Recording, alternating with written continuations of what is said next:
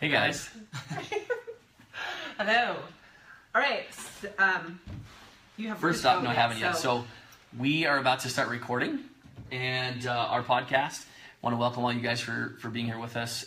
If you haven't yet gone over to our podcast, it is on the podcast app. You can search The Betrayed, The Addicted, and The Expert. Go ahead and subscribe if you will there, and love to have a review. That helps us out a ton. And yeah, this is going to be a super cool podcast today, and unlike one that we have done yet. Yeah. So we're pretty excited about it. So with that said, I know you guys are waiting there with bated breath. Hey there. Here we go.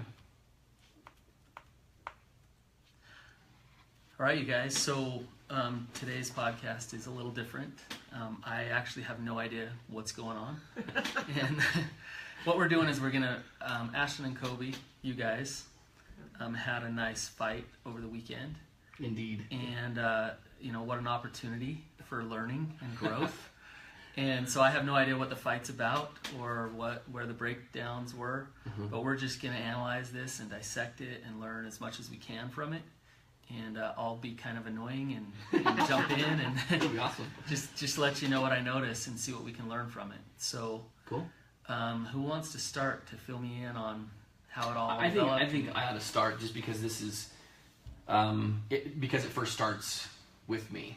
So we went to Idaho Falls, Idaho. We drove about 3.5 hours to go to a friend's rebaptism, which was awesome, and it was, we used to live in Idaho Falls, so we visited all the local restaurants and local dairies where they have incredible ice cream up there, Reed's Dairy, if anybody knows that. And so it was really just, as far as food is concerned, we just let ourselves eat whatever. Okay. Over the weekend. Okay. And just to get some context, I'm in our house, the emotional eater, because my mom was not totally emotionally available for me, but the way that she was emotionally available that we could always count on was with food.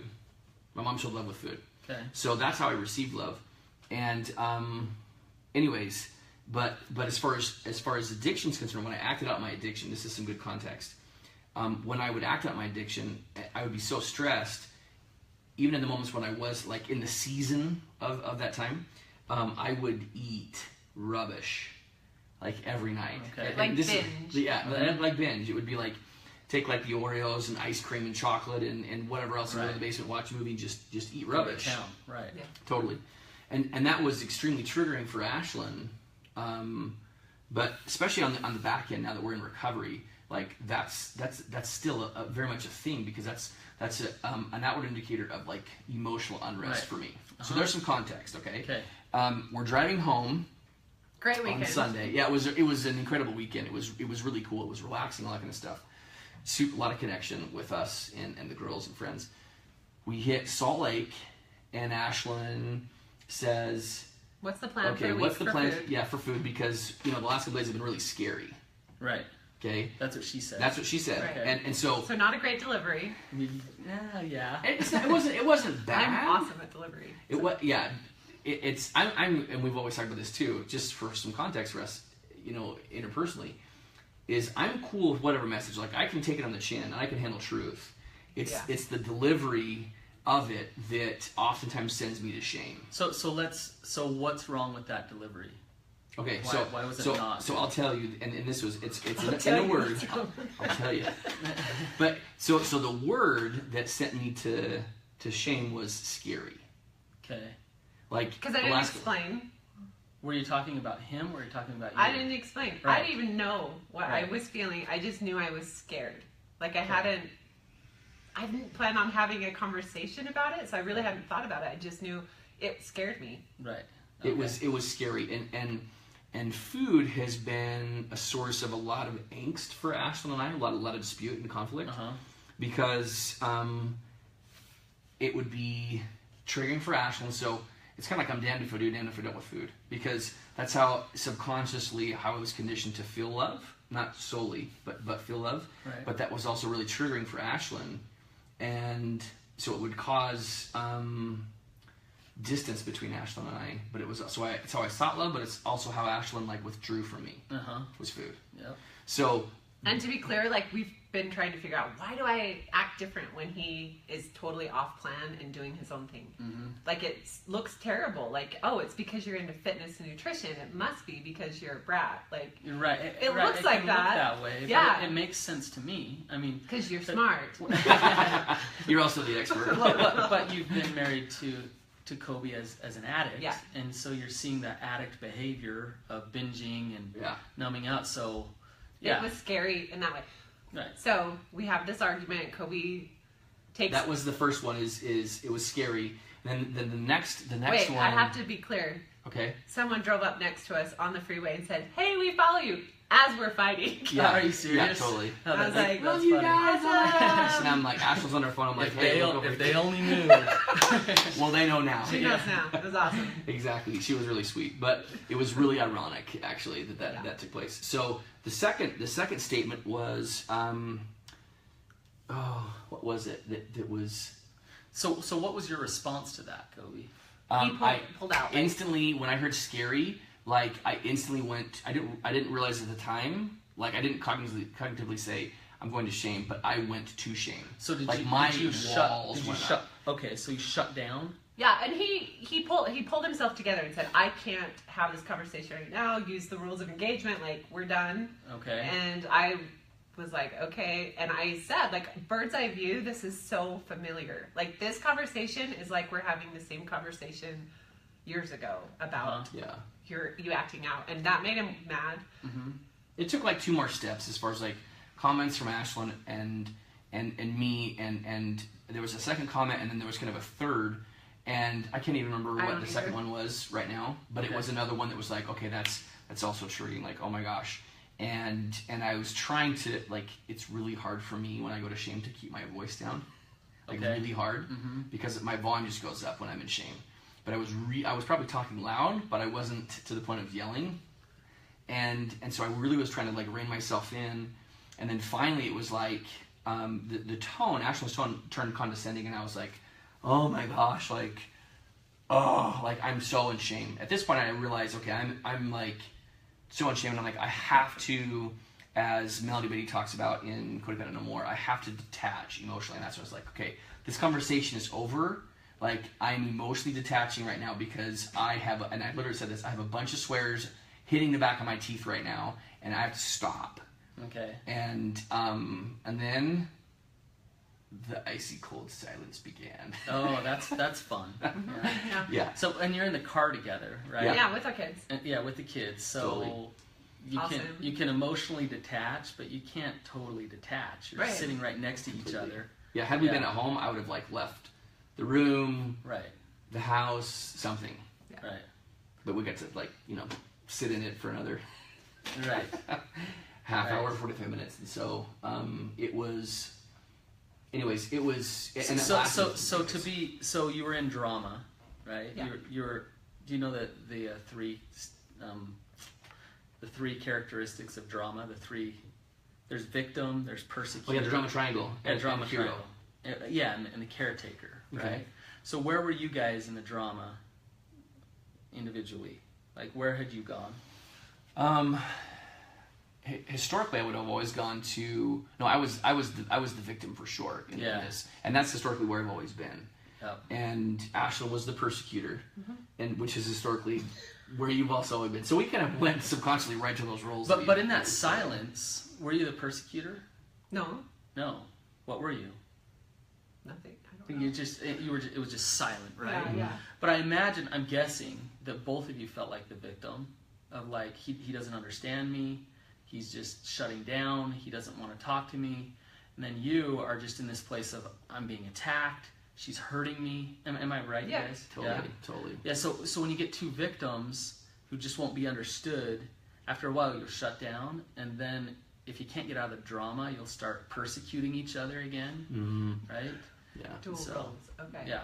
Yeah. So did we talk that night? Yeah, we talked that night. It was late. Like we got home. And we don't have to share like every detail. No, we don't got wanna home. trigger We people, didn't but- talk for hours. That was at 7 p.m. We didn't talk until like 12:30 that night, which was a super big risk. But I like left the house. But here's the biggest difference: is in the past, that whole icy situation would have lasted for days. Right. Because of me. Because I chose, like, I have to process, it's part of my personality, and I let that kind of be this not a great thing. So the difference was we were both willing to talk. We didn't yell. We both felt feelings, cried together, and were able to share our feelings and kind of process through it together. And I was able to, especially the next day, as I actually went and listened to some stuff on Bloom from Dr. Skinner, that made a lot of sense to me and helped me process, like, okay, this was actually not at all what he views it as. He's viewing it as me judging him and the shame of his body. And I was drowning in body shame. Yeah, and it's like, I don't even go there. My heart is in, I don't feel safe because he's keeping things from me, and it's secretive. And so let that be a lesson to everybody who's listening and watching, is that even though we've done a lot of work as far as our own resilience to betrayal, trauma, and shame, or addiction, that does not mean that we can't be unsafe for each other in different arenas. Right. Well, okay, so I want to ask the audience, think about this. Who's right and who's wrong here in this fight? Who's on Team Coby? Who's on Team... We'll know pretty quick. Okay, so you just said it, Ashlynn. Nobody's right, nobody's wrong. So the fight isn't even about agreeing with each other. It's not about... It's that you disconnected. And so on an emotional level, you couldn't connect to each other. So you were feeling abandoned, right? You were feeling hurt by that abandonment. And really, it sounds like in the end, you turned this thing into connection. Oh, absolutely. Like we both went, okay, this is like a huge step for us, because we're both realizing why we felt unsafe about this certain subject in very different ways. And I feel like start to have empathy for each other and where it takes them. So you just said the key word, Ashlynn, of in the end, you had empathy for each other. So think about it. Like, this could have turned into, let's just not talk about it anymore, sweep it under the rug, and our old life. Then resent each other sure. and judge each other for being mean and horrible people, right? But in the end, if you can get vulnerable, then you can not judge Ashlynn for being triggered by the weekend, right? And actually empathize with her feelings around why she's feeling that way. The only way you do that, Coby, is you have to put your shame aside for a minute and try to understand her, right? And then the same goes for you, Ashlynn. When Coby freaks out because you say this thing, if you can understand why he's freaking out and what his shame really is telling him, think how scary and hard and horrible that is, that your fear is triggering his shame, right? And if you both can understand that with each other, then you got some love going on. You got some connection happening, rather than disconnection and anger in the relationship. So that's really interesting, because that's where we ended up.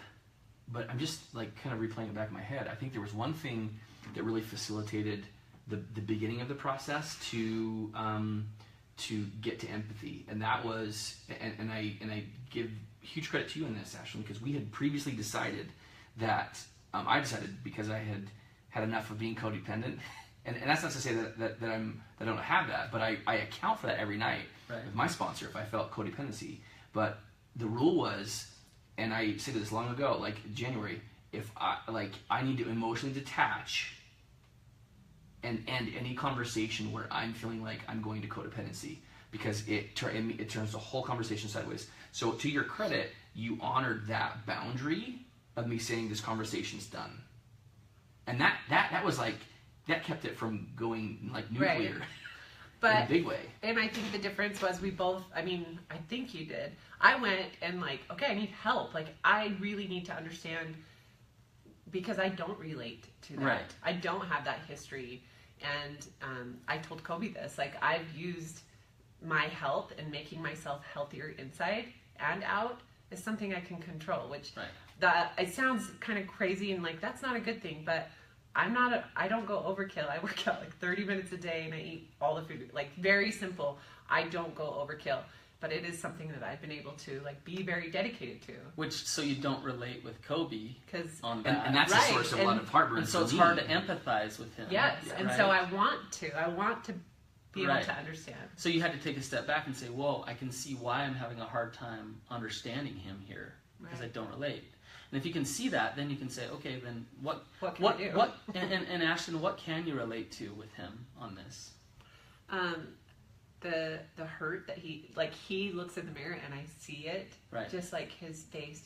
He even did it this morning, and I said, no, you have to see the good. Like, look in the mirror and see the good, because his body shame is he's so hard on himself, and it hurts me to see that. But then the cycle of, it's a lot similar to the other cycle of like, I don't feel good, so I might as well do this, and nothing's working for me, so I might as well just quit. And I don't know, it's frustrating for me because I can't help him, right? And I want to help him. So I want to point one thing out, that, and it's because you went offline with your brain on this. That if we were to go back to this and do it the right way. The reality is this is Ashlynn's topic. This is her issue. She brought it up, right? And so notice how the tables turned. It flipped to it being Coby's issue because of your shame. That's interesting, right? Totally. And so if you were to really rewind it back to, let's get down to empathy and connection to what is. Once you've let go of your shame, now it's her topic, so it's your job to empathize, right? Let's try that. Should we try it right now? Yeah. Okay. So let's just replay it. You're in the car. Ashlynn says, now try to empathize with her, Coby. Okay. No, it's going to take me some really deliberate thoughts to do this, but I can do this. Okay. I'll walk you through it. Okay. Go ahead. I said, what is the plan for this week for food? This and the way we were eating, well, you were eating, scared me. So, so can you say more about what was scary? And at that point, I didn't know. That's a good question, though. So what you're doing, that's an inquisitive question. You're not leading her to I want to prove to you how mean and crazy you are. That's not what you're doing. You're trying to gather more information about what she means about that. So it's not defensive, what you just said, right? Right. So that's good. Because that may have stopped, like, I don't even know. Why is it so scary? Because it took me a day to figure that out. Your job, Coby, is what Ashlynn's saying right now. Your job is to explore with her what she's feeling. She doesn't really even fully know what's going on with her. And if you go to all of your feelings and all of your shame, then you're really not going to do that, right? So when you say, help me understand scary, or something like that, then you're still like helping her figure it out. And that's like, even right now, like, I honestly feel like a swell of emotion. Like, honestly. Because it's scary for me to approach this conversation in a mindful and vulnerable way, because I realize how vulnerable I really am in this, and then also just kind of reliving it. Right. You know, it's still raw, right, and still fragile for me. It's like the very last thing you want to do is when your shame comes up, Coby. And it's that faulty core belief is saying you're not enough. You're fat and ugly, and you eat too much. And I don't mean to trigger you even more, Coby. No. But when that comes up, the last thing you want to do is go explore with her. Lean into about how she's feeling. About how you. Because you're worried that you're going to get found out. You're worried that she's going to see that shame that you believe about yourself, and so that's why it's impossible to empathize with her. So even as we're doing it now, a few days later, it's still that defensiveness or that emotion is still there, right? Yeah. So it's pretty rough. So okay, so say more about what that means when you use the word scary. What does it say more about that? Am I pretending like I knew? Yeah, okay. We're really doing this. Okay, so. You know what, Ashlynn? Don't even pretend. Like, be in the moment right now. So he's actually asking you right now. Okay. So when you eat, I haven't seen you eat like 3 main course meals in one sitting for years. And to me, that's saying there's a lot going on that I don't know about. there's a lot going on in your head emotionally, and you're eating those emotions. And I don't know if you're expressing them to anyone else or they're just lost and you're holding them in. And it takes me back to the years before when you were in your addiction. And so everything was secret, and that's why it's scary, because I don't feel safe. I don't. The unknown is that what you mean? The unknown of what's going on with me emotionally is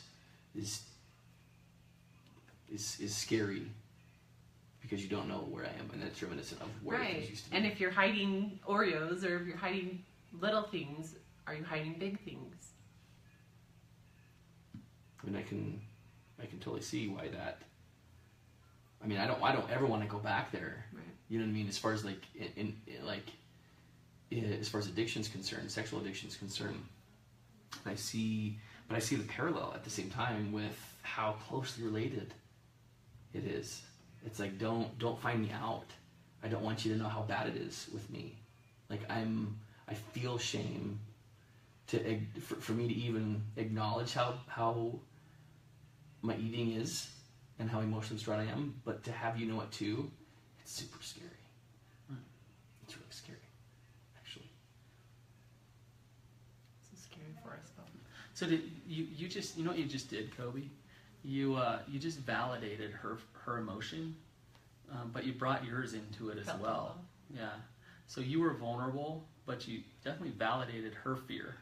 You're saying, yeah, I'm scared too, right? And there's connection right here going on, not disconnection, right? Yeah. You're being vulnerable, Coby, and that's why and you're being vulnerable, Ashlynn. You know, at first when you started saying your eating is this way and it's that way and it's you. Yeah, it seemed that way, but you were just explaining that so you could say, and so this is why I'm feeling scared. This is where I'm at. And you were getting to you talking about you, right? And that's much easier to connect to than you're just doing this thing and you're doing and just attacking.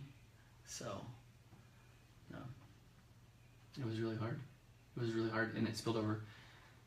The whole next day, which was my 40th birthday on Monday, which was totally happy birthday! Know, yeah, right? Everyone does 40th birthday. It's super it was awesome. I know, but good memory. But we had about 4 o'clock that day.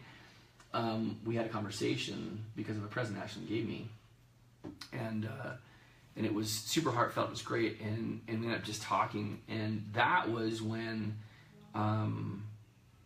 It was that was really when we kind of just shared, like, this is how scary it is for me. That's when you shared, this is how scary it is for me, because it's reminiscent of when you were acting on an addiction. And it was, I said, look, what this statement right here made me feel like unworthy and no good and horrible and little and of no worth and all that stuff. And so we got really vulnerable then, and then we had a little bit of ugly cry, both of us, in that conversation. But I think even after that, there was still, I think there's still been some residual processing.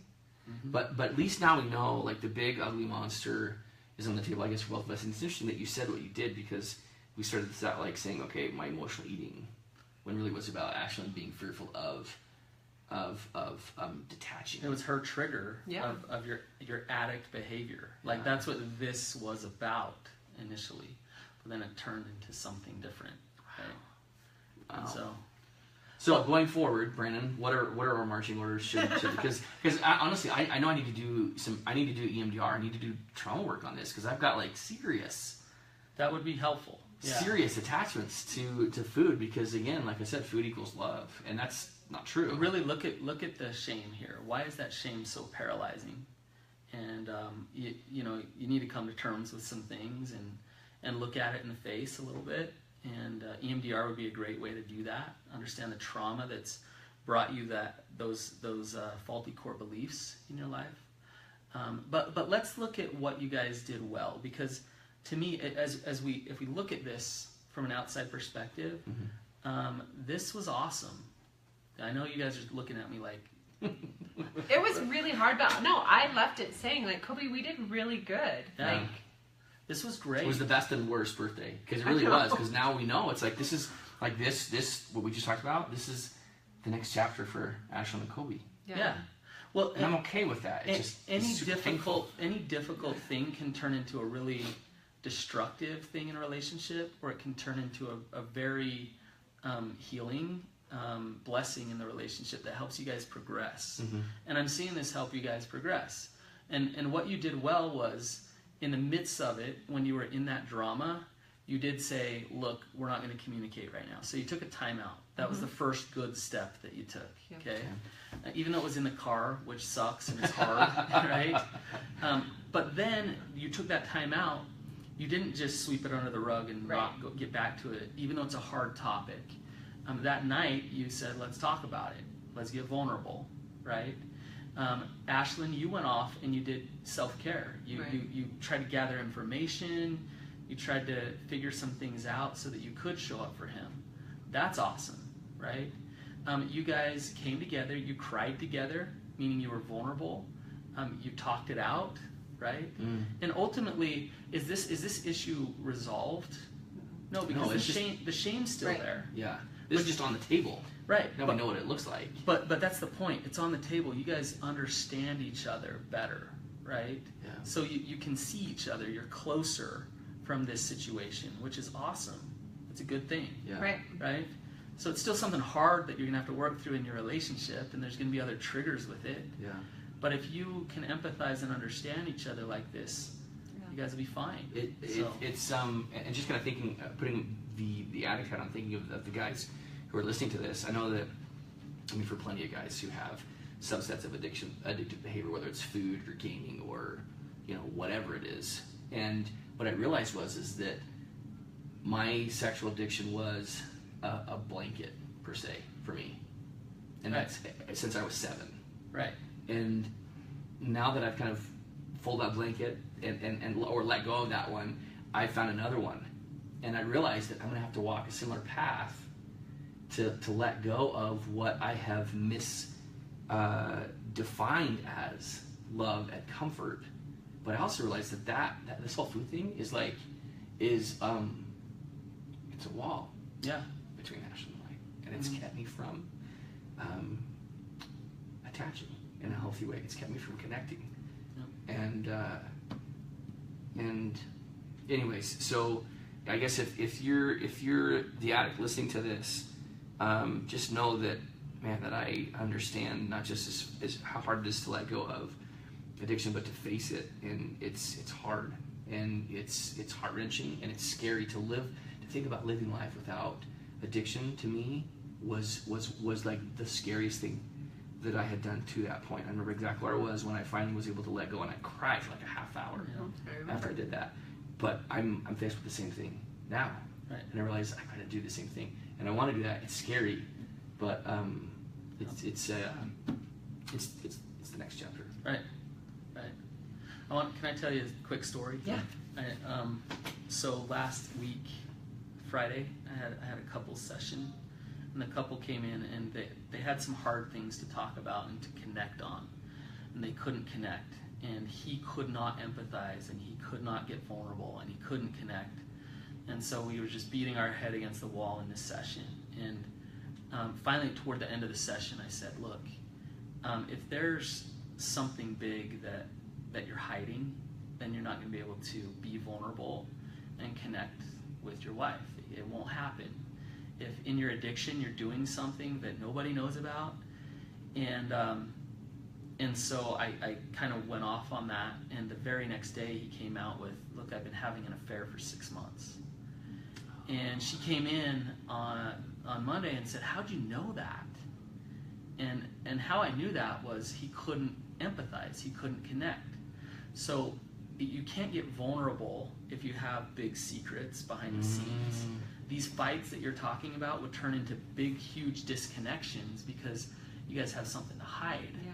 If you don't have things to hide, then you'll be willing to step toward each other, even on really hard things like that are this shameful, right? Well, that's good to hear. Yeah. That is good. That is good.